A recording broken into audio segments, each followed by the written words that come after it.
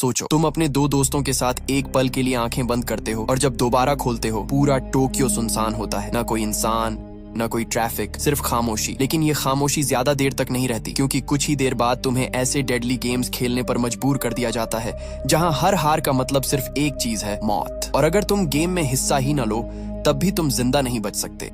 कहानी की शुरुआत टोक्यो के मशहूर शिबुया क्रॉसिंग से होती है, जहां तीन दोस्त बिना किसी टेंशन के सड़कों पर घूम रहे होते हैं। अचानक ट्रैफिक सिग्नल बदल जाता है और उनकी वजह से बड़ा हादसा होते होते बचता है। डर कर तीनों मेट्रो स्टेशन के वॉशरूम में छुप जाते हैं, लेकिन तभी बाहर अजीब फायरवर्क्स दिखाई देने लगते हैं। कुछ ही पलों में पूरा शहर सुनसान हो जाता है, फोन्स डेड हो जाते हैं, बिजली बंद हो जाती है और टोक्यो की भीड़ भाड़ वाली सड़कें एकदम खाली नजर आने लगती हैं। तीनों हैरान होते हैं कि आखिर सब लोग कहाँ गायब हो गए। तभी एक जायंट स्क्रीन पर मैसेज आता है, गेम स्टार्ट। एरोज उन्हें एक बिल्डिंग की तरफ ले जाते हैं जहां उन्हें स्पेशल फोन्स दिए जाते हैं। वहां एक मिस्टीरियस लड़की उन्हें बताती है कि अब वो डेडली गेम में फंस चुके हैं और बाहर निकलने का सिर्फ एक तरीका है, गेम जीतना। पहला गेम बेहद खतरनाक होता है। हर कमरे में दो दरवाजे होते हैं, एक लाइफ और दूसरा डेथ। लिमिटेड टाइम में सही दरवाजा चुनना होता है, वरना मौत तय है।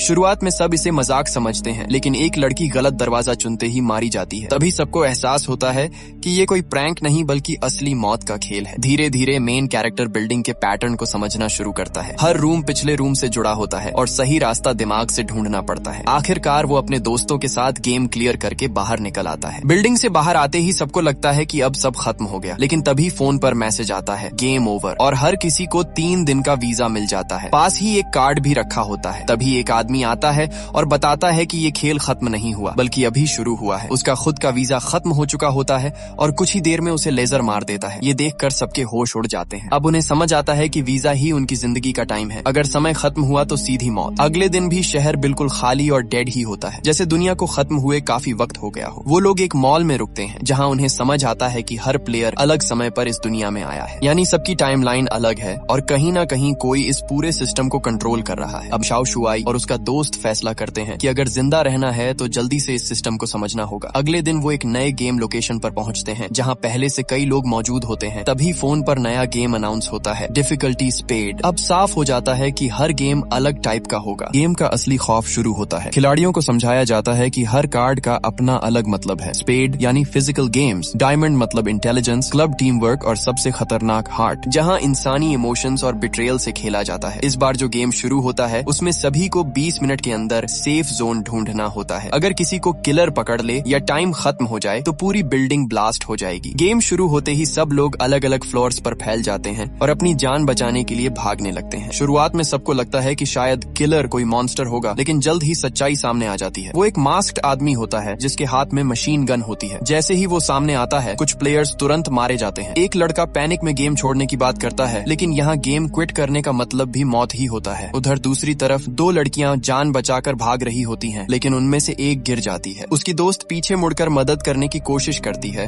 और उसी पल गोली का शिकार बन जाती है। इसी बीच हीरो एक इम्पोर्टेंट चीज नोटिस करता है। किलर ने हेलमेट पहना हुआ होता है, जिसकी वजह से उसका विजन लिमिटेड होता है और वो सिर्फ सामने ही देख सकता है। हीरो तुरंत बाकी प्लेयर्स को उसकी पोजीशन बताने लगता है ताकि सब मिलकर उसके मूवमेंट को ट्रैक कर सकें और सेफ जोन ढूंढ सकें, लेकिन डर की वजह से कोई भी टीम वर्क नहीं करना चाहता। सिर्फ एक लड़की उसकी बात सुनती है, बाकी लोग अपने अपने बचने में लगे रहते हैं। टाइम तेजी से खत्म हो रहा होता है और अब सिर्फ कुछ ही लोग जिंदा बचे होते हैं। तभी एक स्ट्रॉन्ग और अग्रेसिव आदमी फैसला करता है कि सिर्फ भागने से कुछ नहीं होगा, उन्हें किलर पर हमला करना पड़ेगा। वो प्लान बनाता है कि एक आदमी उसे ट्रैप में फंसाएगा और बाकी पीछे से अटैक करेंगे। हीरो को सेफ जोन ढूंढने का काम दिया जाता है, जबकि बाकी लोग किलर को रोकने की कोशिश करते हैं। बहुत मुश्किल के बाद कुछ लोग मिलकर गेम क्लियर कर लेते हैं, लेकिन इस दौरान कई मासूम लोग मारे जाते हैं। अब हीरो इमोशनली टूटने लगता है। उसे एहसास होता है कि ये गेम सिर्फ जान लेने के लिए नहीं बनाए गए, बल्कि इंसानों के डर, सेल्फिशनेस और इमोशन से खेलने के लिए बनाए गए हैं। कुछ समय बाद वो लोग एक नए गेम अरीना की तरफ बढ़ते हैं। तभी फोन पर नया कार्ड दिखाई देता है, हार्ट। सबके चेहरे पर डर साफ नजर आने लगता है, क्योंकि हार्ट गेम्स सबसे खतरनाक माने जाते थे। अब गेम पूरी तरह इमोशंस और बिट्रेयल पर आ चुका था। जैसे ही वुल्फ कार्ड हीरो के पास आती है, सबको समझ आने लगता है कि इस खेल में असली खतरा कोई मॉन्स्टर नहीं बल्कि इंसानों की खुद की सर्वाइवल इंस्टिंक्ट है। रूल ये होता है कि जिस इंसान के पास वुल्फ वुल्फ होगा वही आखिर में जिंदा बचेगा, और ये कार्ड सिर्फ आंखों से कांटेक्ट होने पर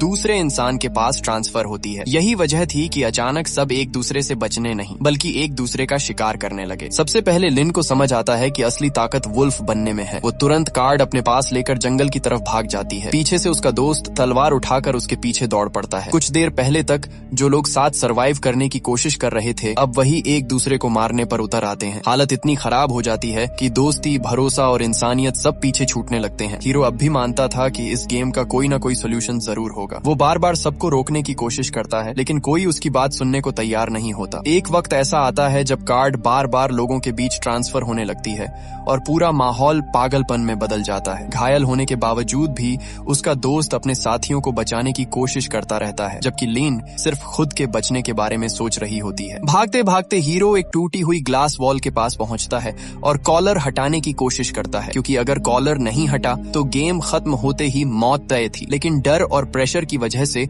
उसके हाथ कांपने लगते हैं। हीरो बार बार अपने पुराने दिनों को याद करने लगता है। जब भी उसके पिता और भाई उसे निकम्मा समझते थे, तब उसके दो दोस्त हमेशा उसके साथ खड़े रहते थे। वही दोस्त उसके लिए असली परिवार जैसे थे। उसे एहसास होता है कि अगर उसके दोस्त ही नहीं रहे तो फिर उसके जिंदा रहने का क्या मतलब है। यही सोचकर वो फैसला करता है कि वुल्फ कार्ड अपने दोस्तों को दे देगा ताकि वो बच जाए। लेकिन दूसरी तरफ उसके दोनों दोस्त भी यही सोच रहे होते हैं। घायल होने के बावजूद भी वो दोनों छिप जाते हैं ताकि हीरो उन्हें ढूंढ ना सके। नियम के मुताबिक शीप को छिप कर रहना था ताकि वुल्फ उसे देख ना सके। अब हालत ऐसी हो जाती है कि तीनों दोस्त एक दूसरे को बचाने के लिए खुद मरने को तैयार थे। समय तेजी से खत्म हो रहा होता है। जंगल में छिपे हुए दोनों दोस्त चुपचाप बैठे रहते हैं। आखिर में उनमें से एक अपने दोस्त को पकड़कर सिर्फ इतना कहता है, माफ करना, शायद मैं बहुत सेल्फिश था। उधर हीरो पागलों की तरह उन्हें ढूंढता फिरता है। आखिरी वक्त पर उसका दोस्त सामने आता है, लेकिन जानबूझकर अपना चेहरा दूसरी तरफ कर लेता है ताकि कार्ड ट्रांसफर ना हो सके। वो मुस्कुराकर सिर्फ थैंक यू कहता है और फिर समय खत्म हो जाता है। अपने दोनों सबसे करीब दोस्तों को खोने के बाद हीरो पूरी तरह टूट जाता है। वो सड़क पर घुटनों के बल बैठकर चीखता रहता है। अब उसे जिंदगी से कोई उम्मीद नहीं बचती। वो बस सड़क पर लेटकर अपने वीजा के खत्म होने का इंतजार करने लगता है ताकि बिना लड़े मौत उसे ले जाए। लेकिन तभी कहानी में एक नई लड़की उसका सहारा बनती है। लड़की हीरो को समझाती है कि अगर वो ऐसे ही सड़क पर पड़ा मौत का इंतजार करता रहा तो इससे कुछ नहीं बदलेगा। उसके दोस्त वापस नहीं आएंगे। आखिरी पल में उन्होंने अपनी जिंदगी देकर उसे बचाया था, इसलिए अब उसका हार मान लेना उनके सैक्रिफाइस की बेइज्जती होगी। ये बातें सुनकर हीरो अंदर से हिल जाता है। दर्द अब भी था, लेकिन उसे समझ आने लगता है कि उसके दोस्तों की आखिरी इच्छा यही होती कि वो जिंदा रहे और लड़ता रहे। कुछ समय बाद लड़की उसे एक नए गेम में ले जाती है। इस बार गेम पहले से भी ज्यादा खतरनाक था। शुरुआत एक पुरानी बस से होती है जहां पहले से 3 और खिलाड़ी बैठे होते हैं। सबके चेहरों से साफ लग रहा था कि वो नए नहीं हैं। तभी फोन पर गेम की जानकारी आती है। क्लब 4 मतलब टीम वर्क वाला गेम, लेकिन डिफिकल्टी भी काफी ज्यादा। रूल सीधा था, तय समय के अंदर दौड़ते हुए फिनिश पॉइंट तक पहुंचना होगा वरना मौत तय है। गेम शुरू होते ही सभी लोग सड़क पर दौड़ना शुरू कर देते हैं। फोन में दिख रहा नंबर धीरे धीरे बढ़ रहा होता है। शुरुआत में सबको लगता है कि बस दूरी पूरी करनी है, लेकिन जल्द ही हालत खराब होने लगती है। रास्ते में पानी और खाना मिलता है, मगर कोई भरोसा नहीं करता कि वो सुरक्षित है या नहीं। तभी अंधेरी सड़क पर उन्हें एक खतरनाक जंगली जानवर दिखाई देता है। अगले ही पल वो जानवर उन पर हमला कर देता है। सब लोग कारों के बीच से भागते हैं, लेकिन एक खिलाड़ी पीछे रह जाता है और उस जानवर का शिकार बन जाता है। उसकी मौत बाकी लोगों को आगे बढ़ने का मौका देती है। भागते भागते हीरो की नजर एक पुरानी मोटरसाइकिल पर पड़ती है। उसे अपने दोस्त की बात याद आती है कि इस दुनिया में पुराने डीजल वाले व्हीकल्स अब भी चल सकते हैं। उसे एहसास होता है कि अगर वो फ्यूल लेकर वापस जाए तो बस चला सकता है और पीछे छूटे घायल आदमी को बचा सकता है। समय बहुत कम बचा था, फिर भी वो अपनी जान जोखिम में डालकर वापस लौट जाता है। उधर बाकी लोग आगे बढ़ते रहते हैं, लेकिन अचानक पीछे से तेज पानी का सैलाब उनकी तरफ आने लगता है। अब ये गेम सिर्फ दौड़ का नहीं, मौत से भागने का बन चुका था। आखिरी कुछ मिनटों में हालत बेहद खतरनाक हो जाती है। एक आदमी थककर गिर जाता है और अपनी पत्नी की तस्वीर देखते हुए मौत का इंतजार करने लगता है। तभी अचानक हीरो बस लेकर पहुंच जाता है और सबको बचाने की कोशिश करता है। तेज पानी बस को पलट देता है, लेकिन किसी तरह वो लोग जिंदा बच जाते हैं। जब सब बाहर निकलते हैं तो उन्हें सबसे बड़ा शॉक मिलता है। बस पर लिखा होता है गोल, यानी जिस बस से गेम शुरू हुआ था वही असली फिनिश पॉइंट थी। उन्हें शुरुआत से ही दूर भागने की नहीं, सच समझने की जरूरत थी। पिछला गेम खत्म होने के बाद सबको एहसास होता है कि कितने लोग बेवजह मारे गए। घायल आदमी हीरो और लड़की का शुक्रिया अदा करके अलग हो जाता है, लेकिन हीरो के दिमाग में अब भी बीच नाम की जगह घूम रही होती है। उसे लगता है कि शायद वहीं इस पूरी मौत की दुनिया का जवाब मिलेगा। दोनों कई लोगों से पूछताछ करते हैं, लेकिन किसी को भी उस जगह के बारे में कुछ पता नहीं होता। तभी वो नोटिस करते हैं कि कुछ खिलाड़ी हमेशा ग्रुप में घूमते हैं, उनके हाथों में एक जैसे बैंड्स होते हैं और सबसे अजीब बात, वो लोग गेम्स आसानी से क्लियर भी कर लेते हैं। एक दिन अचानक दोनों देखते हैं कि वही लोग चलती हुई कार्ड्स इस्तेमाल कर रहे हैं। ये देखकर दोनों हैरान रह जाते हैं, क्योंकि इस दुनिया में ज्यादातर चीजें बंद पड़ी थी। हीरो और लड़की उन लोगों का पीछा करने का फैसला करते हैं। घंटों भागने के बाद आखिरकार उन्हें बीच मिल ही जाता है, लेकिन ये जगह बाकी दुनिया से बिल्कुल अलग होती है। जहाँ बाहर हर तरफ मौत और सन्नाटा था, वहीं यहाँ रोशनी, म्यूजिक, पार्टी और लोगों की भीड़ थी। ऐसा लग रहा था जैसे दुनिया कभी खत्म ही नहीं हुई। लेकिन अंदर की सच्चाई उतनी खूबसूरत नहीं थी। कुछ ही देर में दोनों को पकड़कर बीच के लीडर के सामने लाया जाता है। उसका नाम हैटर होता है। वो बताता है कि इस दुनिया से बाहर निकलने का सिर्फ एक तरीका है, सभी प्लेइंग कार्ड्स कलेक्ट करना। उसके मुताबिक ये दुनिया कोई सपना नहीं, बल्कि एक अलग रियल्म है, जहाँ चुने हुए लोगों को भेजा गया है। अगर पूरी डेक कलेक्ट हो जाए तो कोई एक इंसान वापस अपनी असली दुनिया में लौट सकता है। इसी मकसद से उसने बीच नाम का ये बड़ा ग्रुप बनाया है। बीच के अपने रूल्स होते हैं। पहला, हर किसी को सिर्फ स्विमवेयर पहनना होगा ताकि कोई वेपन छुपा ना सके। दूसरा, गेम जीतकर मिलने वाले कार्ड्स पूरे ग्रुप के होंगे। तीसरा, जो भी रूल्स तोड़ेगा उसे मौत की सजा दी जाएगी। दिन में यहाँ लोग गेम्स खेलते हैं और रात को पार्टी, डांस और शराब में खुद को भूलने की कोशिश करते हैं। लेकिन इस चमक दमक के पीछे हर इंसान के अंदर डर छुपा होता है। हीरो को जल्दी समझ आने लगता है कि बीच बाहर से पैराडाइज लगता है, मगर अंदर से ये भी उतना ही डेंजरस है जितनी बाकी ये रहस्यमयी दुनिया। अब बीच में हीरो की जिंदगी का नया फेज शुरू होता है। यहाँ हर रात किसी न किसी मौत वाले गेम का ऐलान होता था। बीच के लोग अपनी बड़ी टीम और ताकत की वजह से कई गेम्स आसानी से क्लियर कर लेते थे। सबसे खतरनाक ग्रुप था मिलिटेंट्स, जिसे एक ताकतवर आदमी लीड करता था। उसके साथ कुछ बेहद डेंजरस लोग भी थे, जिनसे पूरा बीच डरता था। दूसरी तरफ हैटर और उसके लोग थे, जो रूल्स और डिसिप्लिन से बीच को चलाना चाहते थे। दोनों ग्रुप्स के बीच हमेशा टेंशन बनी रहती थी। इसी दौरान हीरो और लड़की को अलग अलग गेम्स में भेज दिया जाता है। हीरो के साथ इस बार एक स्मार्ट और मिस्टीरियस लड़की होती है। गेम था डायमंड 4, यानी दिमाग वाला चैलेंज। रूल्स सुनकर सबके होश उड़ जाते हैं। कमरे में 3 स्विचेस थे, A, B और C। इनमें से सिर्फ एक सही था जो लाइट जला सकता था। लेकिन मुश्किल ये थी कि डोर बंद होने पर स्विचेस को जितनी बार चाहो यूज कर सकते थे, मगर तब रिजल्ट दिखाई नहीं देता था। और जैसे ही डोर खुलता, सिर्फ एक बार स्विच दबाने का मौका मिलता। ऊपर से कमरे में पानी भर रहा था और छत पर खुले इलेक्ट्रिक वायर्स थे। अगर समय खत्म हो जाता तो पूरा कमरा करंट से भर जाता। कुछ देर सोचने के बाद हीरो ट्रिक समझ जाता है। वो सही तरीके से स्विचेस चेक करके आंसर निकाल लेता है और सभी लोग आखिरी वक्त में गेम क्लियर कर लेते हैं। वापस बीच आने पर उसे राहत मिलती है कि लड़की भी जिंदा लौट आई है। दोनों के बीच अब ट्रस्ट और अंडरस्टैंडिंग बढ़ने लगती है। बीच के कुछ लोग मजाक में उन्हें कपल तक कहने लगते हैं, क्योंकि इस मौत भरी दुनिया में लोग छोटी छोटी खुशियों को पकड़कर जीने की कोशिश कर रहे थे। तभी मिलिटेंट्स का लीडर अपने लोगों के साथ वहां आता है। वो हीरो को देखकर उसके पुराने दोस्त की मौत का जिक्र करता है और ताना मारता है कि गलत इंसान बच गया। फिर उसकी नजर लड़की पर पड़ती है और माहौल अचानक अनकंफर्टेबल हो जाता है। मिलिटेंट्स का लीडर अब पूरी तरह पावर के नशे में था। उसकी नजर लड़की पर पड़ चुकी थी और वो उसे जबरदस्ती अपने साथ ले जाने की कोशिश करता है। हीरो तुरंत बीच में आ जाता है और माहौल लड़ाई तक पहुंच जाता है। तभी अचानक हैटर वहां आ जाता है और मामला संभाल लेता है। उसकी एंट्री से सब थोड़ी देर के लिए शांत हो जाते हैं। बाद में वो हीरो को अपने प्राइवेट मीटिंग में बुलाता है, जहां बीच के बड़े लोग कार्ड्स और गेम्स के बारे में बात कर रहे होते हैं। मीटिंग में पता चलता है कि बीच ने लगभग सारी कार्ड्स कलेक्ट कर ली हैं। अब सिर्फ सबसे डेंजरस हार्ड 10 बाकी बची थी। लेकिन अजीब बात ये थी कि इतनी देर में वो गेम कभी सामने ही नहीं आया। कुछ लोगों को शक था कि शायद उसके लिए कोई खास कंडीशन पूरी करनी पड़ेगी। दूसरी तरफ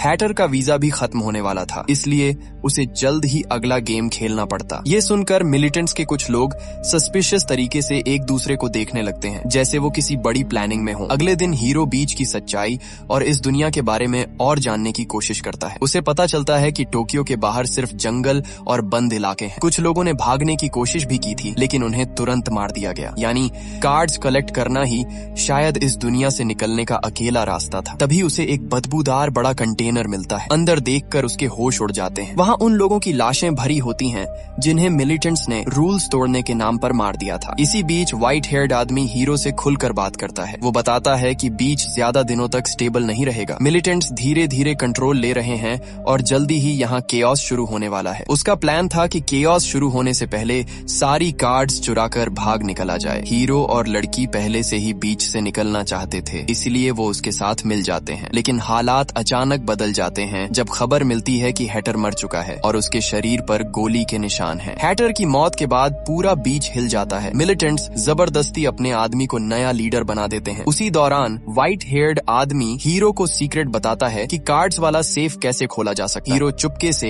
लीडर के कमरे में पहुंचता है जबकि लड़की बाहर निगरानी करती है। काफी टेंशन के बाद वो सेफ खोल भी लेता है, लेकिन तभी पीछे से आवाज आती है। हीरो मुड़कर देखता है और शॉक में रह जाता है। जिसने उसे प्लान दिया था वही उसे ट्रैप में फंसा चुका था। हीरो को पकड़ने के बाद मिलिटेंट्स उसे एक बंद कमरे में कैद कर देते हैं। उसके कान, आंखें और यहाँ तक कि सूंघने की ताकत तक टेप से बंद कर दी जाती है ताकि वो बाहरी दुनिया से पूरी तरह कट जाए। उनका इरादा सीधा था, उसे ऐसे ही छोड़ दिया जाए और वीजा खत्म होते ही ऊपर से आने वाली लेजर उसे मार दे। उधर व्हाइट हेयर्ड आदमी अपने असली प्लान पर काम कर रहा था। उसे पहले से शक था कि इतने इंपॉर्टेंट कार्ड्स किसी साधारण सेफ में नहीं रखे होंगे। हीरो सिर्फ एक डिस्ट्रैक्शन था। जब सबका ध्यान उसकी तरफ गया तब व्हाइट हेयर्ड आदमी क्वाइटली लीडर रूम में घुस गया। वहाँ उसने नोटिस किया कि नया लीडर बार बार वॉल पेंटिंग की तरफ देख रहा था। उसी से उसे समझ आ गया कि असली सेफ पेंटिंग के पीछे छुपा है। पेंटिंग हटाते ही सीक्रेट सेफ मिल जाता है और आखिरकार वो हार्ड 10 को छोड़कर बाकी सारी कार्ड्स चुरा लेता है। लेकिन तभी अचानक बीच की बिजली चली जाती है। कुछ सेकंड बाद पावर वापस आती है, मगर अब पूरा माहौल बदल चुका होता है। स्पीकर्स पर एक आवाज गूंजती है कि बीच अब एक नए गेम का अरीना बन चुका है और यही वो गेम था जिसका सबको इंतजार भी था और डर भी। हार्ड 10 हॉल के बीचों बीच एक लड़की की लाश पड़ी होती है जिसके सीने में चाकू घुसा होता है। अनाउंसमेंट होती है कि किलर इन्हीं लोगों के बीच छुपा है। अगर 2 घंटे के अंदर असली मर्डरर नहीं मिला तो वहाँ मौजूद हर इंसान मारा जाएगा। बस फिर क्या था, पूरा बीच पागलपन में बदल जाता है। लोग एक दूसरे पर शक करने लगते हैं। सबसे पहले शक लड़की की दोस्त पर जाता है क्योंकि वो हमेशा उसके साथ रहती थी, लेकिन उस रात अलग थी। मिलिटेंट्स बिना कोई प्रूफ सुने उसे जिंदा आग में फेंकने की कोशिश करते हैं। कुछ लोग रोकने की कोशिश करते हैं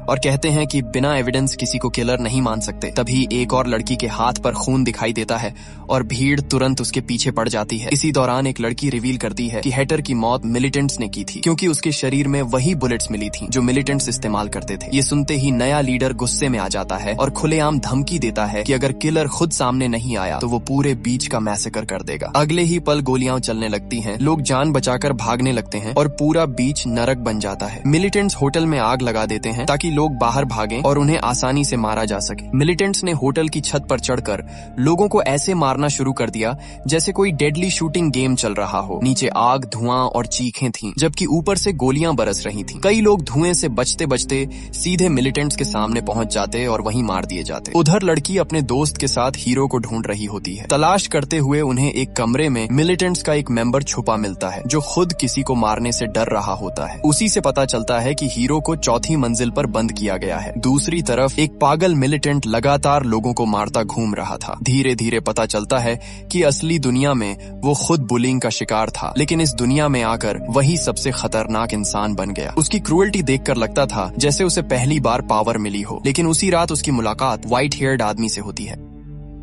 वहीं दूसरी तरफ लड़की की दोस्त एक और बड़े राज तक पहुंच जाती है। उसे शक होता है कि किलर का सच फिंगरप्रिंट से पता चल सकता है। तभी उनका सामना टैटू वाले मिलिटेंट से हो जाता है। लड़की की दोस्त उसे रोकने के लिए खुद आगे आ जाती है। देखने में कमजोर लगने वाली वो लड़की मार्शल आर्ट्स में बेहद डेंजरस निकलती है। लड़ाई के दौरान दोनों अपने अतीत के बारे में बात करते हैं। टैटू वाला आदमी पहले एक असफल राइटर था जो अपनी पुरानी जिंदगी से नफरत करता था, जबकि लड़की ने अपने असली अस्तित्व को अपनाने की हिम्मत दिखाई थी। उधर बंद कमरे में कैद हीरो किसी तरह जमीन पर गिरकर टेप हटाने की कोशिश करता है। बहुत मेहनत के बाद वो आवाज निकालने में कामयाब होता है। बाहर लड़की उसकी आवाज सुन लेती है। दरवाजा बंद होने के बावजूद वो हार नहीं मानती और खिड़की के रास्ते अंदर पहुंचकर उसे बचा लेती है। अब गेम खत्म होने में सिर्फ 30 मिनट बचे थे और हर तरफ केओस फैला हुआ था। लड़की को लगता है कि किलर शायद मिलिटेंट्स में से कोई है क्योंकि सबसे ज्यादा हत्याएं वही कर रहे थे, लेकिन हीरो इससे सहमत नहीं होता। उसे एहसास होता है कि हार्ड गेम्स सिर्फ लोगों को मारने के लिए नहीं बनाए जाते, उनका असली मकसद इंसानों के दिल और भरोसे को तोड़ना होता है। तभी उसे अचानक पूरी सच्चाई समझ आने लगती है। हैटर की मौत, बीच का उसी वक्त गेम अरीना बनना, ये सब कोई आउटसाइडर नहीं कर सकता था। किलर कोई ऐसा इंसान था जो बीच को अंदर से अच्छी तरह जानता था और उसी पल हीरो समझ जाता है कि असली मर्डरर कौन है। अब आखिरी मोमेंट्स में हीरो सबके सामने आकर पूरी किलिंग रोकने की कोशिश करता है। वो बताता है कि गेम शुरू होने से पहले ही उसे बंद कर दिया गया था,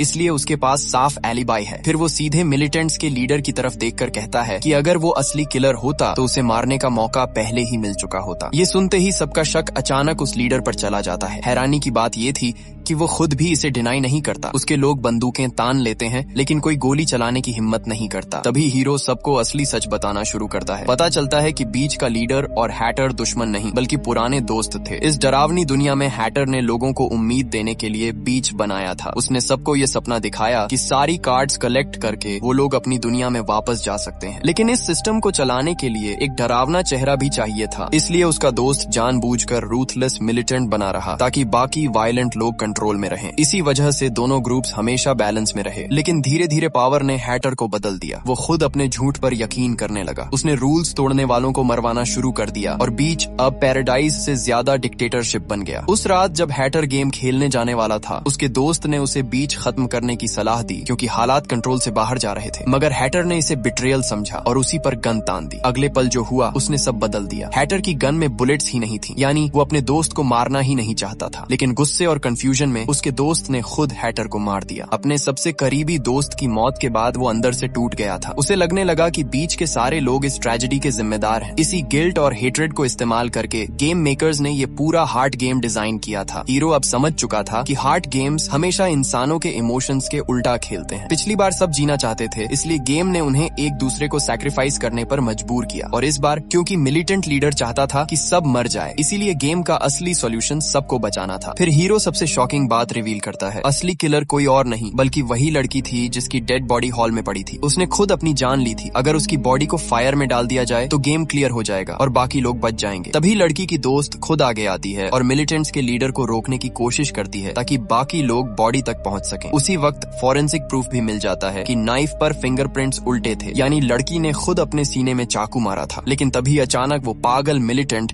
फिर से गन लेकर लौट आता है और हॉल दोबारा बैटलफील्ड बन जाता है। आखिरी लड़ाई में पूरा बीच जलती हुई जंग का मैदान बन चुका था। हीरो और उसकी दोस्त किसी तरह उस पागल मिलिटेंट को रोकने की कोशिश कर रहे थे। तभी उनका सामना एक ऐसे आदमी से होता है जो बुरी तरह जल चुका था लेकिन फिर भी लड़ रहा था। हालात इतने खतरनाक हो चुके थे कि हर कोई बस किसी तरह बचना चाहता था। आखिर में मिलिटेंट लीडर उस पागल आदमी को उठाकर समुद्र की तरफ चला जाता है और दोनों आग और अंधेरे में गायब हो जाते हैं। उसके बाद बचे हुए खिलाड़ियों को मौका मिलता है कि वो लड़की की बॉडी को आग में डाल सकें और गेम खत्म कर सकें। जैसे ही बॉडी आग में डाली जाती है, हार्ट 10 गेम फाइनली क्लियर हो जाता है। बचे हुए सभी प्लेयर्स को 10 दिन का वीजा मिल जाता है, लेकिन उसकी कीमत बहुत भारी होती है। कभी पार्टी और खुशी से भरा बीच अब सिर्फ जलता हुआ खंडहर बन चुका था। उधर व्हाइट हेयर्ड आदमी क्वाइटली वापस हॉल में जाता है और आखिरी मिसिंग कार्ड भी उठा लेता है। अब उसके पास सारे नंबर्ड कार्ड्स आ चुके थे, सिर्फ फेस कार्ड्स बाकी थे। गेम खत्म होने के बाद हीरो और उसकी दोस्त उस डेड गर्ल का फोन चेक करते हैं। तभी उन्हें सबसे शॉकिंग ट्रूथ पता चलता है। वो लड़की और उसकी दोस्त दोनों इस पूरी गेम सिस्टम की एम्प्लॉइज थीं। उनका काम प्लेयर्स के बीच रहकर केओस फैलाना था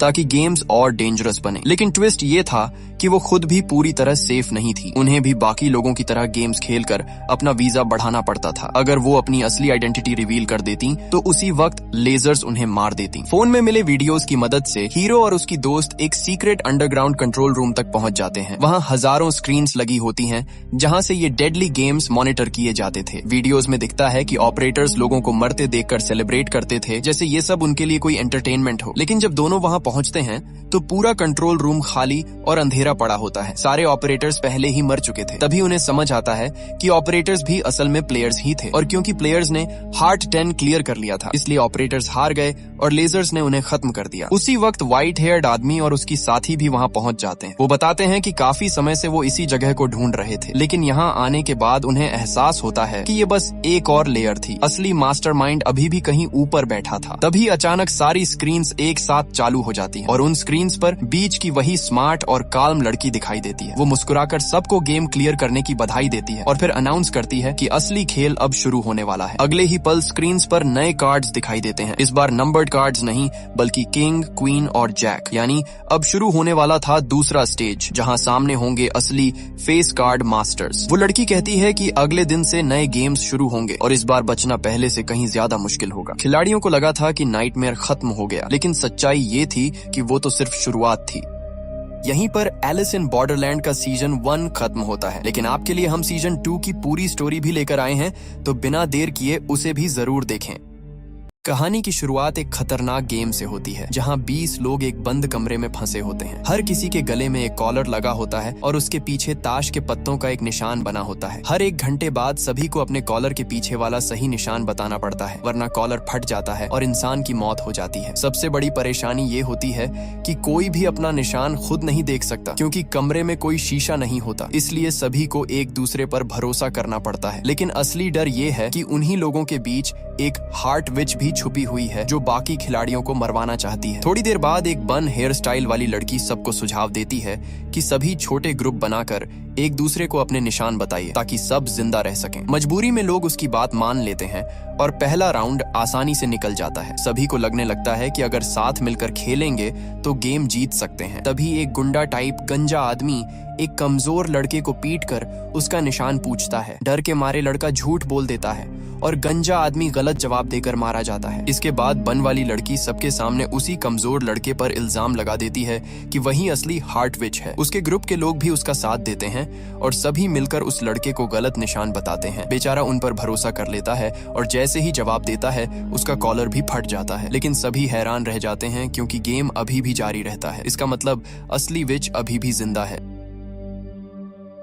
अब टीम के अंदर ही एक दूसरे को खत्म करने की सोच शुरू हो जाती है। जो लोग पहले साथ मिलकर बचने की कोशिश कर रहे थे वही अब अपनी जान बचाने के लिए एक दूसरे के दुश्मन बन चुके होते हैं और एक एक करके लोग मरते जाते हैं। सभी को पता होता है कि अगले राउंड में हार्ट विच जरूर कोई बड़ी चाल चलेगी ताकि बाकी लोग एक दूसरे पर शक करने लगें। सफेद बालों वाला लड़का समझ जाता है कि अगर उसे जिंदा रहना है तो बाकी टीमों के बीच फूट डालनी पड़ेगी। इसी वजह से वो अकेले में ग्रे कपड़ों वाले आदमी से मिलता है और उसे भड़काने लगता है। लेकिन ग्रे कपड़ों वाला आदमी उसकी बातों पर भरोसा नहीं करता। उल्टा वो चालाकी से सफेद बालों वाले को गलत निशान बताकर वापस अपने पार्टनर के पास चला जाता है। कुछ देर बाद खाने वाले कमरे में सफेद बालों वाला लड़का अकेले क्वीन नाम की लड़की से अपना निशान पूछता है। वो असल में ये कंफर्म करना चाहता था कि ग्रे कपड़ों वाले आदमी ने उससे सच कहा था या झूठ। लेकिन क्वीन खुद डर जाती है और उसे सही जवाब नहीं बताती। अब गेम के आखिरी 10 मिनट शुरू हो जाते हैं और सभी खिलाड़ी अपने अपने पार्टनर के पास लौटकर निशान बताने लगते हैं। राउंड खत्म होने के बाद सभी बाहर निकलते हैं और सब हैरान रह जाते हैं क्योंकि मरने वाली सिर्फ क्वीन होती है और आखिरकार सबको यकीन हो जाता है कि असली हार्ट विच वही ग्रे कपड़ों वाला आदमी था। उसे छोटे कमरे में बंद कर देते हैं। जैसे ही अगला राउंड पूरा होता है आखिरकार ये मौत वाला गेम समाप्त हो जाता है। सफेद बालों वाला लड़का बाहर निकलता है और देखता है कि हार्ट गेम को चलाने वाली बड़ी यॉट अचानक धमाके के साथ उड़ जाती है। दरअसल ये सब सिर्फ एक बड़े रहस्यमयी गेम वर्ल्ड का हिस्सा था। कुछ समय पहले सभी लोग एक अजीब दुनिया में फंस गए थे जहां हर जगह मौत के गेम चल रहे थे। जब मुख्य किरदार और उसके दोस्त पहले स्टेज के गेम्स जीतकर शहर में आगे बढ़ते हैं तभी आसमान में JQ और K लिखी विशाल एयरशिप दिखाई देती है। तभी अचानक एक मिसाइल पास खड़ी लड़की के आर पार निकल जाती है और देखते ही देखते पूरे शहर में गोलियों और धमाकों की बारिश शुरू हो जाती है। लोग सड़कों पर मरने लगते हैं और पूरा शहर नरक बन जाता है। तभी सबकी नजर आसमान में उड़ रही स्पेड्स किंग की एयरशिप पर पड़ती है और सभी समझ जाते हैं कि अब एक और खतरनाक मौत का खेल शुरू हो चुका है। तभी सड़क के दूर कोने से काले कपड़ों में एक खतरनाक कातिल बाहर आता है। उसके हाथ में भारी हथियार होते हैं और वो जिसे भी देखता है बिना दया किए गोली मार देता है। लोग जान बचाने के लिए भागने लगते हैं लेकिन कोई भी उसके सामने टिक नहीं पाता। तभी आखिरी समय पर एक लड़का गाड़ी लेकर पहुंचता है और मुख्य किरदारों को बचाकर वहां से निकाल लेता है। लेकिन सफेद बालों वाला लड़का गाड़ी में चढ़ने ही वाला होता है कि पास में एक ग्रेनेड फट जाता है और मजबूरी में बाकी लोग उसे वहीं छोड़कर भाग जाते हैं। भागते समय मुख्य किरदार समझ जाता है कि ये आदमी कोई साधारण किलर नहीं बल्कि स्पेड्स किंग गेम का मैनेजर है। इस दुनिया में हर कार्ड का अपना गेम होता है और उस गेम को खत्म करने के लिए उसके मैनेजर को हराना पड़ता है। उनकी टीम पहले ही 40 कार्ड जीत चुकी होती है, इसलिए अब सिर्फ JQ और K वाले सबसे खतरनाक गेम बाकी बचे होते हैं। तभी पीछे आ रही दूसरी गाड़ी को वो किलर गोलियों से उड़ा देता है और अब उसका अगला निशाना यही लोग बन जाते हैं। इसी बीच गाड़ी चला रही लड़की पूरी स्पीड से भागने की कोशिश करती है लेकिन किलर अपनी मशीन गन निकालकर उन पर अंधाधुंध फायरिंग शुरू कर देता है। गोलियों की बारिश के बीच उनकी गाड़ी बुरी तरह पलट जाती है। किसी तरह सब बाहर निकलते हैं लेकिन वो कातिल अब भी रुकने का नाम नहीं लेता। मजबूरी में सभी लोग एक बड़ी बिल्डिंग में छिप जाते हैं और बचने का रास्ता सोचने लगते हैं। दूसरी तरफ टीम के 2 सदस्य अंडरग्राउंड पार्किंग में जाकर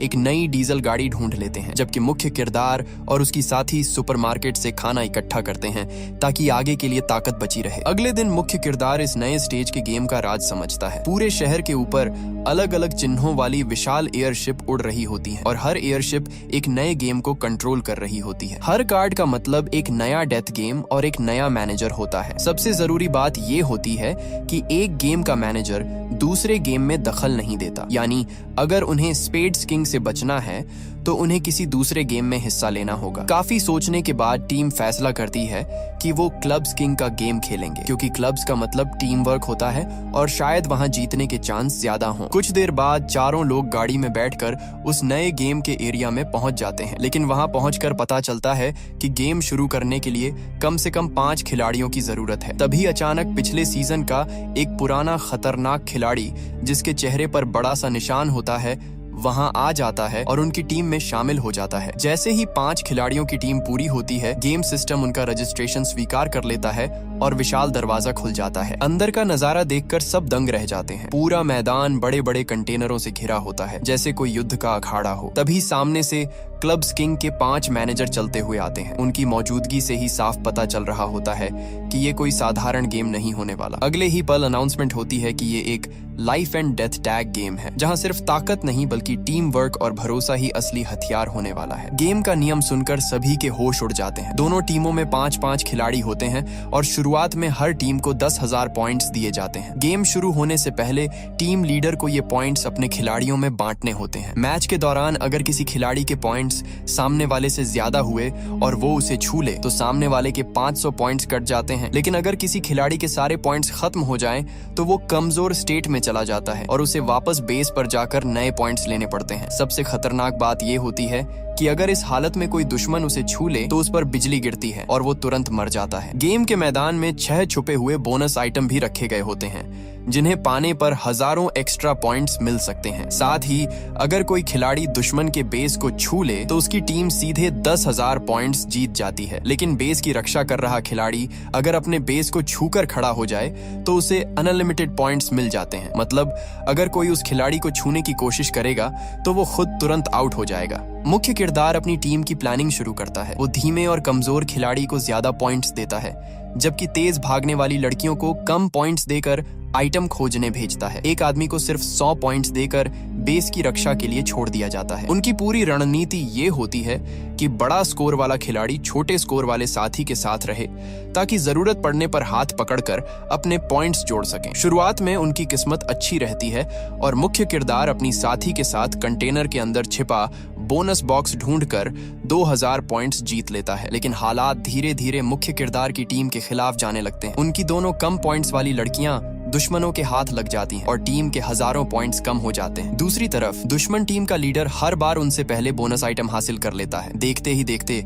गेम के आखिरी 30 मिनट बचते हैं और मुख्य किरदार की टीम 12,000 पॉइंट्स से पीछे हो जाती है। तभी मुख्य किरदार को अचानक एक जबरदस्त आइडिया आता है। उनका प्लान होता है कि सभी मिलकर दुश्मन टीम के बेस पर हमला करेंगे। सबसे पहले लड़की ऊंचाई पर चढ़कर लाल कपड़ों वाले दुश्मन को अपनी तरफ खींच लेती है। जैसे ही दुश्मन का ध्यान भटकता है, निशान वाला खिलाड़ी सीधे दुश्मन के बेस को छू लेता है और उनकी टीम को पूरे 10,000 पॉइंट्स मिल जाते हैं। अब गेम खत्म होने में सिर्फ 20 मिनट बचे होते हैं और दुश्मन टीम अब भी 3000 पॉइंट से आगे होती है। मैदान में बचे हुए सारे बोनस बॉक्स भी इतने पॉइंट्स नहीं दे सकते कि हार को जीत में बदला जा सके। टीम के ज्यादातर लोग उम्मीद छोड़ देते हैं और कोने में बैठकर मौत का इंतजार करने लगते हैं। लेकिन लड़की हार मानने को तैयार नहीं होती। वो अकेले फिर से पूरे मैदान में दौड़ती है और आखिरकार आखिरी बोनस बॉक्स ढूंढ निकालती है। इससे उनकी टीम सिर्फ 500 पॉइंट्स पीछे रह जाती है। तभी टोपी वाला लड़का एक खतरनाक फैसला लेता है। उसे लगता है कि उसने टीम के लिए कुछ खास नहीं किया, इसलिए वो खुद की कुर्बानी देकर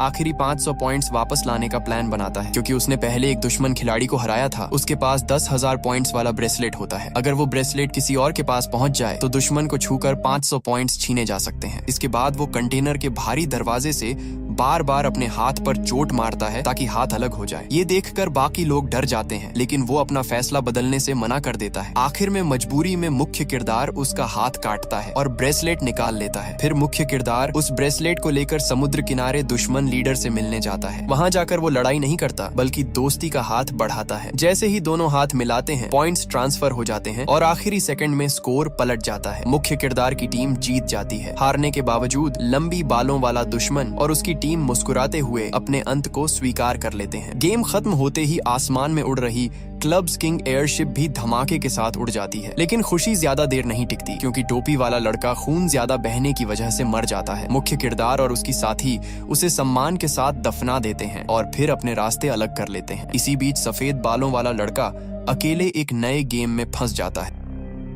इस बार 5 लोग कुर्सियों से बंधे होते हैं और हिल भी नहीं सकते। गेम का नियम बेहद अजीब होता है। सभी खिलाड़ियों को 0 से 100 के बीच एक नंबर चुनना होता है। फिर उन सभी नंबरों का औसत निकालकर उसे 0.8 से गुणा किया जाता है। जो खिलाड़ी उस जवाब के सबसे करीब होता है वही जीतता है। लेकिन जो 10 राउंड हार जाएगा, उसके ऊपर रखा तेजाब धीरे धीरे उसके ऊपर गिरने लगेगा। पहले राउंड में सभी लोग बिना सोचे कोई भी नंबर चुन लेते हैं और बीच में बैठा चश्मे वाला आदमी जीत जाता है। लेकिन दूसरे राउंड तक एक बूढ़ा आदमी गेम का असली राज समझ जाता है कि जीतने के लिए सिर्फ अपना नंबर नहीं, बल्कि बाकी खिलाड़ियों की सोच भी पढ़नी होगी। दूसरे राउंड में भी चश्मे वाला आदमी जीत जाता है, क्योंकि वो बाकी लोगों की सोच को समझने में सबसे तेज होता है। तीसरे राउंड तक सभी को लगने लगता है कि जीतने के लिए हमेशा छोटा नंबर चुनना पड़ेगा। लेकिन तभी सफेद बालों वाला लड़का अचानक 100 चुन लेता है। सभी को लगता है कि उसने बेवकूफी की है, लेकिन असल में वो जानबूझकर गेम को उलझाना चाहता था ताकि बाकी खिलाड़ी उसकी सोच समझ ना सकें। उसकी इसी चाल की वजह से रिजल्ट बदल जाता है और एक घुंघराले बालों वाली लड़की जीत जाती है। धीरे धीरे गेम और खतरनाक होता जाता है। कई राउंड के बाद 2 खिलाड़ी 9 पॉइंट्स तक पहुंच जाते हैं। अब उनका मानसिक संतुलन टूटने लगता है और वो सही नंबर सोच भी नहीं पाते। जैसे ही 10वां राउंड खत्म होता है, उनके सिर के ऊपर रखा तेजाब पूरी तरह झुक जाता है और दोनों की दर्दनाक मौत हो जाती है। अब कमरे में सिर्फ 3 खिलाड़ी बचते हैं। तभी गेम में 2 नए नियम जोड़ दिए जाते हैं। पहला ये कि अगर 2 लोग एक ही नंबर चुनेंगे तो वो राउंड रद्द हो जाएगा और दोनों का 1-1 पॉइंट कटेगा। दूसरा नियम और भी खतरनाक होता है। अब हारने वाले के 2 पॉइंट्स एक साथ कटेंगे। अगले राउंड में तीनों खिलाड़ी गलती से 0 चुन लेते हैं और नियम के कारण सफेद बालों वाला लड़का खुद 9 पॉइंट्स पर पहुंच जाता है। अब वो मौत से सिर्फ 1 कदम दूर होता है, लेकिन तभी वो एक शानदार चाल चलता है और अगला राउंड जीत जाता है। असल में उसने पहले ही अंदाजा लगा लिया था कि घुंघराले बालों वाली लड़की क्या सोच रही होगी। उसे पता था कि वो ऐसा नंबर चुनेगी जो बाकी दोनों से अलग हो, ताकि उसे जीतने का सबसे ज्यादा मौका मिले। सफेद बालों वाला लड़का उसकी पूरी सोच को पढ़ लेता है और उसी हिसाब से नंबर चुनता है। इसके बाद वो बड़ी शांति से समझाता है कि उसने बाकी सारे नंबर क्यों हटाए। वो कहता है कि इंसान अक्सर अपनी रोजमर्रा की जिंदगी से जुड़े नंबर चुनता है, जैसे जन्मदिन, टीवी चैनल, गेम के नाम, फिल्मों के नंबर या आदत से जुड़े अंक। उसने एक-एक संभावना को दिमाग में हटाते हुए आखिरकार अंदाजा लगाया कि लड़की शायद 62 या 74 चुनेगी। आखिर में उसने 62 पर दांव लगाया और उसकी सोच सही निकलती है। घुंघराले बालों वाली लड़की हार जाती है और तेजाब से मरने वाली तीसरी खिलाड़ी बन जाती है। अब कमरे में सिर्फ 2 लोग बचते हैं, सफेद बालों वाला लड़का और चश्मे वाला आदमी। तभी गेम का आखिरी नियम सामने आता है। अगर एक खिलाड़ी 0 चुने और दूसरा 100, तो 100 चुनने वाला तुरंत जीत जाएगा। अब गेम पूरी तरह बराबरी पर आ जाता है। लेकिन मुश्किल ये होती है कि सफेद बालों वाले लड़के के पास सिर्फ 1 मौका बचा होता है। उसे जीतने के लिए 100 चुनना होगा और उम्मीद करनी होगी कि सामने वाला 0 चुने। इसी दौरान सफेद बालों वाला लड़का चश्मे वाले आदमी की असली पहचान समझ जाता है। असल दुनिया में वो एक ईमानदार और न्यायप्रिय वकील था, लेकिन भ्रष्ट समाज ने उसकी अच्छाई को दबा दिया था। इंसाफ की लड़ाई हारने के बाद उसने इस गेम वर्ल्ड को अपना नया घर बना लिया और डायमंड्स गेम का खिलाड़ी बन गया। सफेद बालों वाला लड़का समझ जाता है कि उसके अंदर अभी भी कहीं ना कहीं इंसानियत बाकी है। तभी सबसे बड़ा ट्विस्ट आता है। सफेद बालों वाला लड़का बिना छुपाए सबके सामने अपना जवाब दिखा देता है, 100। अब उसकी पूरी जिंदगी चश्मे वाले आदमी के फैसले पर टिकी होती है। अगर वो चाहे तो खुद 0 चुनकर जीत उसे दे सकता है, या फिर कोई और नंबर चुनकर उसे मरने के लिए छोड़ सकता है। हैरानी की बात यह होती है कि चश्मे वाला आदमी अगले कई राउंड तक लगातार 0-0 चुनता रहता है। ऐसा लगने लगता है जैसे वो सफेद बालों वाले लड़के को खुद जीतने का मौका दे रहा हो। आखिरकार दोनों अंतिम राउंड तक पहुंच जाते हैं और इस बार भी सफेद बालों वाला लड़का बिना डरे 100 चुन लेता है। चश्मे वाला आदमी 0 चुनकर सफेद बालों वाले लड़के को जीतने देता है। गेम खत्म होते ही सिस्टम उसकी जीत का ऐलान कर देता है और सफेद बालों वाला लड़का मौत के इस खेल से जिंदा बाहर निकल आता है। लेकिन दूसरी तरफ इस रहस्यमयी दुनिया में एक और खतरनाक गेम शुरू हो चुका होता है। अब कहानी एक लड़की पर आती है जिसे जबरदस्ती एक नए डेथ गेम में धकेल दिया जाता है। इस बार खिलाड़ियों को एक फुटबॉल स्टेडियम के टूटने से पहले बाहर निकलना होता है, लेकिन गेम शुरू होते ही जमीन बुरी तरह हिलने लगती है। लड़की खतरा समझकर तेजी से बाहर की तरफ भागती है। तभी पीछे से उबलते पानी का सैलाब निकलता है और धीमे भागने वाले खिलाड़ी विशाल पत्थरों के नीचे दबकर मर जाते हैं। लड़की भी भागते भागते मलबे में दब जाती है और उसकी टांग में लोहे की रॉड घुस जाती है। होश आने के बाद वो दर्द से तड़पते हुए अपनी टांग से रॉड निकालती है। आसपास उबलती भाप और टूटती जमीन के बीच वो किसी तरह वेंटिलेशन पाइप से बाहर निकलती है, लेकिन बाहर आकर देखती है कि पूरी जमीन गहरी खाई में बदल चुकी है। जान बचाने के लिए वो बिना सोचे सीधे नीचे पानी में छलांग लगा देती है। किसी तरह बचते बचाते वो एक अस्पताल पहुंचती है और डॉक्टर से मदद मांगती है, लेकिन इस क्रूर गेम वर्ल्ड में इंसानियत भी खत्म हो चुकी होती है। डॉक्टर उसकी मदद करने के बदले उसकी खूबसूरती का फायदा उठाना चाहता है। मजबूरी में वो सब सहती है और आखिरकार अपनी जान बचा पाती है। अपनी एक टांग खोने के बाद लड़की नकली पैर लगाकर इस खतरनाक दुनिया में जीना सीख जाती है। कुछ समय बाद जंगल में उसे मुख्य किरदार बेहोशी की हालत में मिलता है। असल में कुछ दिन पहले मुख्य किरदार और उसकी साथी क्लब्स क्वीन का गेम जीतने के बाद एक गांव पहुंचे थे, लेकिन वहां का नजारा देखकर उनके होश उड़ गए थे। पूरे गांव में खिलाड़ियों की लाशें पड़ी थीं, जैसे किसी ने सबका कत्लेआम कर दिया हो। वहीं उन्हें एक गाड़ी के अंदर एक फोटोग्राफर का कैमरा मिलता है जिसमें गेम वर्ल्ड की रिकॉर्डिंग होती है। वीडियो देखते समय उन्हें अपनी खोई हुई दोस्त की झलक दिखाई देती है, लेकिन तभी वीडियो में एक लड़की जैसे ही बताने लगती है कि वो इस गेम वर्ल्ड में कैसे आई, अचानक किसी स्नाइपर की गोली उसके सिर में लगती है। अगले ही पल स्पेड्स किंग का खतरनाक बॉस वहां मौजूद सभी लोगों पर हमला कर देता है। गोलियों की आवाज और चीखों से पूरा इलाका भर जाता है। तभी बाहर जोरदार आवाज सुनाई देती है और सभी देखते हैं कि आसमान में स्पेड्स किंग की एयरशिप उड़ रही है। मुख्य किरदार और उसकी साथी गाड़ी से बाहर निकलते ही उस कातिल की गोलीबारी का शिकार हो जाते हैं। भागते समय लड़की गिर जाती है और उसे बचाने के लिए मुख्य किरदार खुद सामने आकर दुश्मन का ध्यान भटकाता है, लेकिन भागते हुए वो पेड़ से टकराकर बेहोश हो जाता है। जब उसकी आंख खुलती है तो पता चलता है कि वही एक टांग वाली लड़की और उसका दोस्त उसे बचाकर अपने ठिकाने पर ले आए हैं। अगले दिन सभी मिलकर फैसला करते हैं कि अब स्पेड्स किंग को खत्म करना ही होगा। वो लोग हथियार इकट्ठा करते हैं और उस कातिल के आने वाले रास्ते में जाल बिछाते हैं। उनका प्लान होता है कि रात में हमला करके उसे मार दिया जाए, लेकिन उन्हें अंदाजा नहीं होता कि स्पेड्स किंग सिर्फ शिकारी नहीं बल्कि इंसानों का शिकार करने में माहिर राक्षस है। रात होते ही वो अपनी नाइट विजन तकनीक से उनकी हर चाल समझ जाता है और असली मौत का खेल शुरू हो जाता है। रात के अंधेरे में मुख्य किरदार और उसके साथी स्पेड्स किंग को मारने के लिए जाल बिछाते हैं। तभी उनका दोस्त आसमान में फ्लेयर गन चलाकर संकेत देता है और उसी समय गोली चलाकर स्पेड्स किंग को निशाना बनाता है, लेकिन सभी दंग रह जाते हैं क्योंकि गोली लगने के बाद भी वो बिना घायल हुए खड़ा हो जाता है। अगले ही पल वो अपनी भारी बंदूक लेकर सब पर हमला शुरू कर देता है। गोलियों और धमाकों के बीच मुख्य किरदार खुद को बचाने के लिए सीधे पहाड़ी से नीचे नदी में छलांग लगा देता है। दूसरी तरफ एक टांग वाली लड़की अपने दोस्त को धक्का देकर झाड़ियों में गिरा देती है ताकि वो स्पेड्स किंग की नजर से बच सके। होश आने के बाद मुख्य किरदार खुद को अकेला पाता है। उसका अपने साथियों से संपर्क टूट चुका होता है। वो अकेले शहर की तरफ बढ़ता है और देखता है कि कभी चमकने वाला शहर अब जंगल जैसा बन चुका है। ऊंची ऊंची इमारतों पर बेलें उग चुकी होती हैं और पूरा शहर सुनसान लगता है। घूमते हुए वो अचानक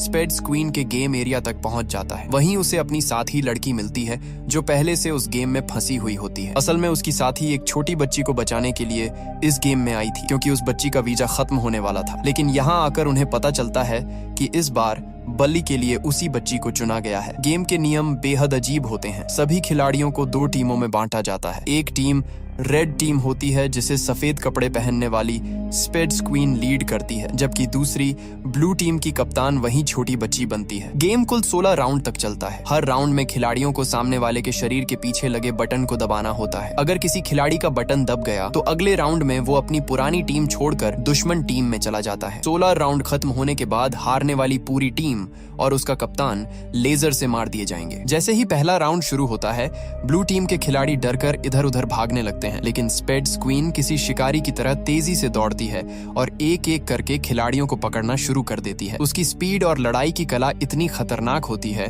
कि कोई उसके सामने टिक नहीं पाता। दूसरे राउंड में मुख्य किरदार की साथी पलटवार की योजना बनाती है, लेकिन तभी स्पेड्स क्वीन फिर सामने आ जाती है और ब्लू टीम को पूरी तरह रोक देती है। कुछ ही राउंड के बाद ब्लू टीम के ज्यादातर खिलाड़ी रेड टीम में बदल जाते हैं। धीरे धीरे सभी खिलाड़ियों को एहसास होने लगता है कि अगर वो स्पेड्स क्वीन की टीम में शामिल हो जाए तो शायद उनकी जान बच सकती है, क्योंकि उसकी टीम हारती हुई दिखाई ही नहीं देती। लेकिन स्पेड्स क्वीन की असली चाहत कुछ और होती है। वो मुख्य किरदार की साथी को अपनी टीम में शामिल करना चाहती है। तभी वो मुस्कुराते हुए कहती है कि उसे अपनी टीम में और लोगों की जरूरत है, खासकर एक छोटी लड़की और एलिस नाम के आदमी की। उसके इस अजीब सवाल से साफ हो जाता है कि वो सिर्फ गेम जीतना नहीं चाहती, बल्कि इन खिलाड़ियों के अंदर कुछ खास तलाश रही है। और अब सभी खिलाड़ी मुख्य किरदार को ढूंढने लगते हैं। उसकी साथी लड़की जल्दी से उसे नीचे वाले फ्लोर पर छुपा देती है और वहीं से पलटवार की योजना बनाती है। जैसे ही ब्लू टीम की अटैकिंग बारी आती है, वो अकेले बाहर निकलती है और तेजी से 3 खिलाड़ियों के पीछे लगे बटन दबा देती है। अब वो खिलाड़ी फिर से उनकी टीम में लौट आते हैं,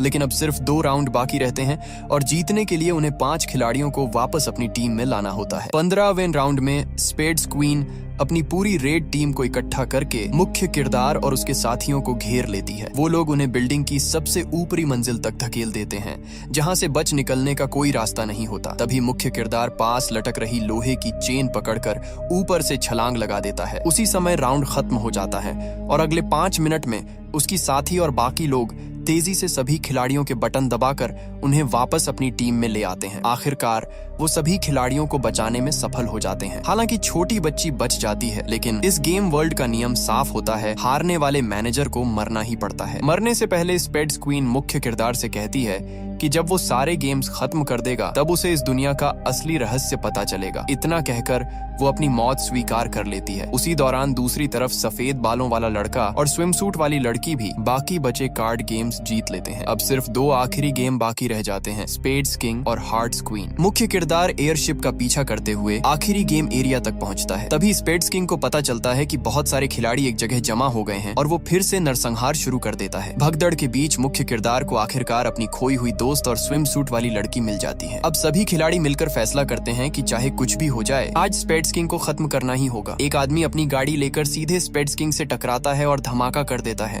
लेकिन फिर भी वो राक्षस जिंदा बच जाता है और दोबारा गोलीबारी शुरू कर देता है। इसके बाद सभी मिलकर आखिरी योजना बनाते हैं। मुख्य किरदार को दवाइयों की दुकान में बम लगाने भेजा जाता है, जबकि बाकी लोग स्पेड्स किंग को वहां तक लाने के लिए खुद को चारा बनाते हैं। फिर शुरू होता है असली मौत का खेल। वो लोग उसे गलियों में घेरने की कोशिश करते हैं, लेकिन उसकी ताकत इंसानों से कहीं ज्यादा होती है। उनकी सारी मारपीट और हमले उस पर बेअसर साबित होते हैं। तभी स्पेड्स किंग बंदूक उठाकर गोली चलाने वाला होता है कि एक टांग वाली लड़की बीच में आकर गोली खुद पर ले लेती है और वहीं गिर जाती है। अपने प्यार को मरता देख उसका साथी गुस्से में स्पेड्स किंग पर टूट पड़ता है, लेकिन स्पेड्स किंग उसे भी गोली मार देता है। घायल होने के बावजूद वो आदमी उसके हथियार की मैगजीन से एक एक करके गोलियां निकाल देता है ताकि वो दोबारा फायर ना कर सके। तभी स्विमसूट वाली लड़की पीछे से उसे पकड़ लेती है, लेकिन स्पेड्स किंग चाकू निकालकर उसके पेट में घोंप देता है। मुख्य किरदार की साथी भी उसे रोकने दौड़ती है और वो भी बुरी तरह घायल हो जाती है। चारों तरफ खून और चीखों का मंजर फैल जाता है। उधर मुख्य किरदार दवाइयों की दुकान में पूरा विस्फोटक जाल तैयार कर चुका होता है। बाहर निकलकर वो अपने घायल दोस्तों को जमीन पर पड़ा देख टूट जाता है। फिर वो जानबूझकर स्पेड्स किंग को गुस्सा दिलाता है ताकि वो उसके पीछे दुकान के अंदर आए, लेकिन चालाक स्पेड्स किंग सीधे अंदर नहीं जाता। तभी मरने की हालत में पड़ा उसका दोस्त आखिरी ताकत जुटाकर स्पेड्स किंग पर कूद पड़ता है और उसे जबरदस्ती अंदर धकेल देता है। अगले ही पल जोरदार धमाका होता है। पूरी दुकान आग और धुएं में उड़ जाती है। विस्फोट के बाद स्पेड्स किंग बुरी तरह जल चुका होता है और अब हिल भी नहीं पाता। अपनी आखिरी सांसों में वो अपनी पिस्तौल उस घायल आदमी को पकड़ा देता है जैसे खुद अपनी मौत स्वीकार कर रहा हो। आखिरकार वो गोली चलती है और इस दुनिया का सबसे खतरनाक शिकारी खत्म हो जाता है। स्पेड्स किंग के खत्म होने के बाद अब सिर्फ एक कार्ड बचता है, हार्ट्स क्वीन। इस आखिरी गेम की जिम्मेदारी सीधे मुख्य किरदार के हाथ में आती है। जैसे ही वो गेम एरिया में पहुंचता है, वहाँ उसका स्वागत बेहद शांत माहौल में किया जाता है। सामने सिर्फ एक खूबसूरत महिला बैठी होती है जो हार्ट्स क्वीन की बॉस होती है। वो मुस्कुराते हुए बताती है कि इस बार का गेम सिर्फ एक साधारण क्रोके मैच होगा। मुख्य किरदार और उसकी साथी हैरान रह जाते हैं क्योंकि उन्हें ये खेल खेलना भी नहीं आता। लेकिन हार्ट्स क्वीन कहती है कि इस गेम में जीत या हार जैसी कोई चीज नहीं है, बस उन्हें 3 पूरे मैच खेलने हैं और बीच में हार मानकर भागना नहीं है। अगर वो तीनों मैच पूरे कर लेते हैं तो गेम खत्म हो जाएगा। मजबूरी में दोनों खेलने के लिए तैयार हो जाते हैं। खेल का नियम बहुत आसान होता है, लकड़ी के हथौड़े से गेंद को मारकर आखिर तक पहुंचाना होता है। पहले मैच में मुख्य किरदार खेल ठीक से नहीं समझ पाता और हार्ट्स क्वीन आसानी से जीत जाती है, लेकिन उसे इस जीत से कोई फर्क नहीं पड़ता क्योंकि असली मकसद कुछ और ही होता है। तभी मुख्य किरदार की साथी को शक होने लगता है कि ये औरत जानबूझकर समय बर्बाद कर रही है। उसकी टांग का घाव लगातार खराब हो रहा होता है और अगर देर हुई तो वो मर सकती है। मुख्य किरदार भी उसकी हालत समझ जाता है और जल्दी जल्दी दूसरा मैच खत्म करके जीत लेता है। लेकिन जब वो तीसरा मैच शुरू करने की बात करता है, तब हार्ट्स क्वीन अचानक कहती है कि वो थक गई है और पहले चाय पीना चाहती है। अब मुख्य किरदार का शक और गहरा हो जाता है। वो उससे बार बार पूछता है कि क्या ये आखिरी गेम जीतने के बाद वो सब अपनी असली दुनिया में लौट पाएंगे। लेकिन हार्ट्स क्वीन अजीब जवाब देती है। वो बताती है कि जो मौत के गेम्स वो लोग खेल रहे हैं वो असल में बेहद एडवांस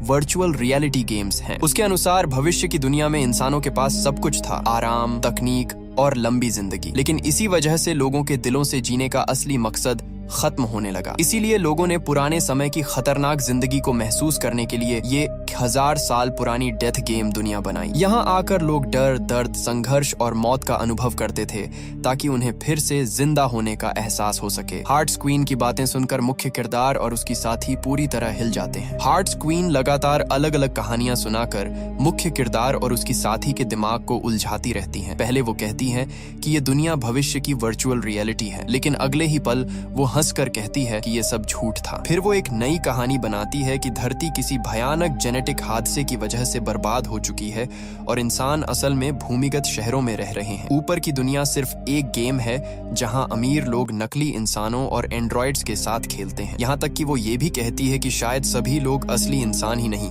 बल्कि नकली यादों वाले सुपर एंड्रॉइड हैं। मुख्य किरदार हर बार उसकी बातों को सच मानने लगता है, लेकिन तभी हार्ट्स क्वीन फिर कह देती है कि वो झूठ बोल रही थी। अब उसकी साथी समझ जाती है कि ये औरत सिर्फ उनका दिमाग तोड़ना चाहती है। वो मुख्य किरदार से कहती है कि उसकी बातों में मत फंसो और जल्दी से आखिरी गेम खत्म करो। लेकिन हार्ट्स क्वीन अब और खतरनाक चाल चलती है। वो मुख्य किरदार के उन दोस्तों का जिक्र करती है जो पहले गेम्स में मर चुके थे। उसका मकसद होता है कि वो गुस्से और दुख में टूट जाए और गेम पूरा ना कर सके। लेकिन इस बार मुख्य किरदार उसकी चाल समझ जाता है। तभी हार्ट्स क्वीन एक और चौंकाने वाला सच बताती है। वो कहती है कि मुख्य किरदार जो कुछ भी देख रहा है वो सब एक भ्रम है। असल में वो किसी गेम वर्ल्ड में नहीं बल्कि अस्पताल में है और उसके सामने बैठी हार्ट्स क्वीन असल में डॉक्टर है जो उसकी याददाश्त वापस लाने की कोशिश कर रही है। ये सुनते ही मुख्य किरदार के दिमाग में अस्पताल की टूटी फूटी यादें आने लगती हैं। उसे अपना इलाज याद आता है और ये भी कि उसकी साथी लड़की भी उसी अस्पताल की मरीज थी। तभी हार्ट्स क्वीन उससे पूछती है कि क्या उसे याद है कि ये सब शुरू कैसे हुआ था। उसके दिमाग में डरावने दृश्य चमकने लगते हैं और वो खुद को अपने दोस्तों का कातिल समझने लगता है। उसका मानसिक संतुलन टूटने लगता है और वो सच और झूठ के बीच फर्क नहीं कर पाता। तभी उसकी साथी कमरे में आती है और उसे होश में लाने की कोशिश करती है, लेकिन हार्ट्स क्वीन उसे आखिरी बार फंसाने की कोशिश करती है। वो मेज पर रखी दवाइयों की तरफ इशारा करके कहती है कि अगर वो इन्हें खा ले तो उसका सारा दर्द खत्म हो जाएगा। ये सुनकर उसकी साथी तुरंत मेज पलट देती है और टूटे हुए कांच से खुद का हाथ काट लेती है ताकि मुख्य किरदार उस दर्द को देखकर भ्रम से बाहर निकल आए। अपनी साथी को मरने की हालत में देखकर उसी पल उसका दिमाग पूरी तरह साफ हो जाता है और वो दोबारा गेम वर्ल्ड में लौट आता है। हार्ट्स क्वीन भी उनकी सच्ची भावनाएं देखकर प्रभावित हो जाती है। आखिरकार मुख्य किरदार आखिरी गेंद को सही जगह मार देता है और गेम खत्म हो जाता है। हार्ट्स क्वीन मुस्कुराकर घोषणा करती है कि हार्ट्स क्वीन का गेम समाप्त हो चुका है और अब सभी गेम्स पूरी तरह क्लियर हो गए हैं। इसके बाद आसमान में एक आवाज गूंजती है। सभी बचे हुए खिलाड़ियों को 2 विकल्प दिए जाते हैं। पहला, वो इस गेम वर्ल्ड में हमेशा के लिए रह सकते हैं और यहाँ के स्थायी निवासी बन सकते हैं। दूसरा, वो असली दुनिया में वापस लौटकर सामान्य इंसानों की जिंदगी जी सकते हैं। कई लोग इस गेम वर्ल्ड वर्ल्ड में रहने का फैसला करते हैं, क्योंकि अब वही उनकी नई दुनिया बन चुकी होती है। लेकिन मुख्य किरदार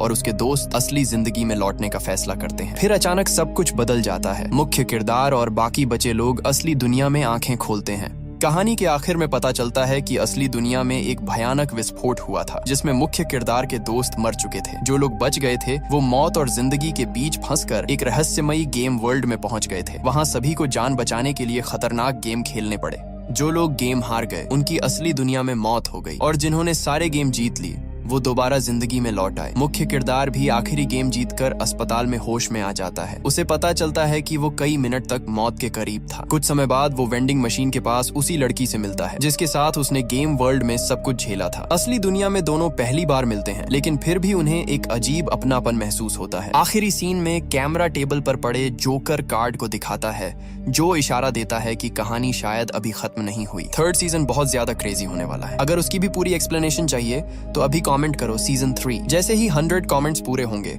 हम आपके लिए सीजन 3 भी पूरा डिटेल में एक्सप्लेन करेंगे। अपना ख्याल रखना, बाय।